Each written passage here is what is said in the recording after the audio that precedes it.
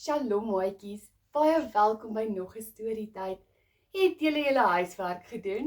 Ek hoop so, maar wag, wie moet ons eers welkom weet? Ja, vir Papa God, maak toe julle oogies. Papa God, eers welkom in ons teenwoordigheid. Dankie vir nog 'n storietyd.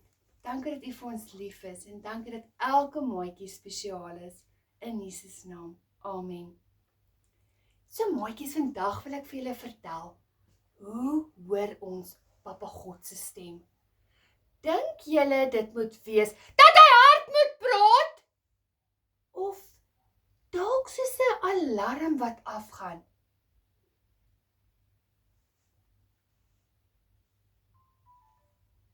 Is dit dalk die alarm wat jy stel om wakker te word? So maatjies, daar's verskillende maniere hoe iemand jou aandag kan kry. Soos ek nou geskree het, dalk skree jou ma vir jou soos sy jou roep. Of dalk roep sy jou net met 'n sagte stemmetjie soos die alarm.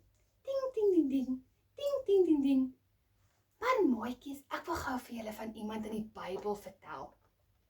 So daar was 'n persoon met die naam Elia. Nou Isabel was 'n slegte vrou. Sy wou graag vir Elia doodmaak. Toe vlug Elia in die woestyn in en gaan kruip binne in 'n grot weg. Hulle sê spelonk in die Bybel, maar 'n spelonk is nogal 'n moeilike woord. So toe gaan kruip hy in 'n grot weg. Kom ons hoor wat het gebeur. Daar het Elia gewag.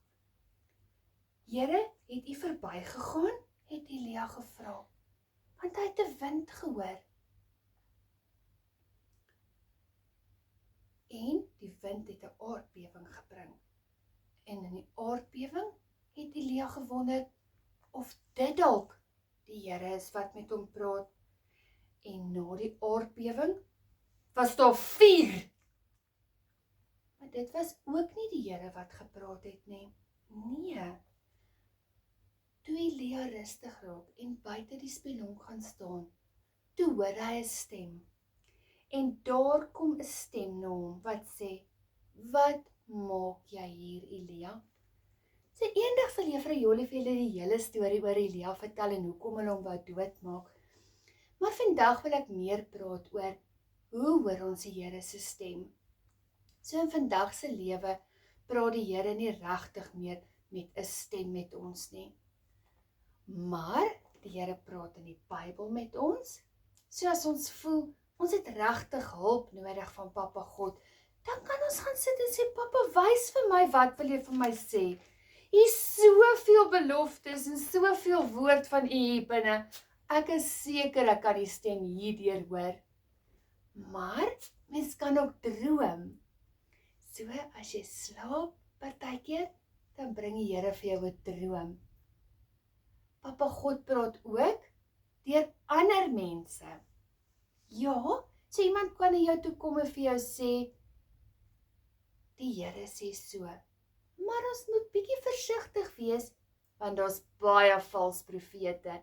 En dit is juis vir die vals profete wat Elia weggehardloop het en vir die slegte vrou Isabel. Maatjies, dan staan ook die Heilige Gees. Waar bly die Heilige Gees?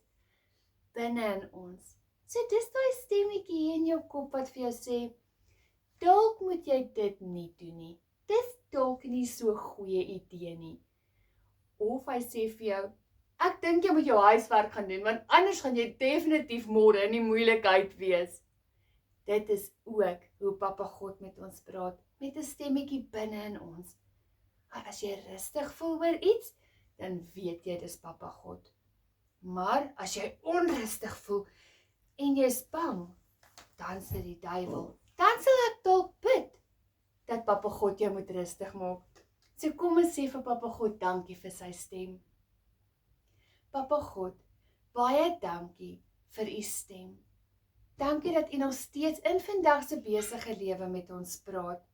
Papa, is dit deur die Bybel of deur 'n droom, dalk deur iemand anders, of dalk net die Heilige Gees binne in ons.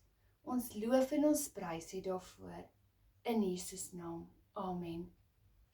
So, ek weet almal is besig met eksamens en toetse en allerlei dinge, so daar's geen huiswerk nie. Wees net die beste jy vir Papa God. Baie Jesus liefde, baie maatjies.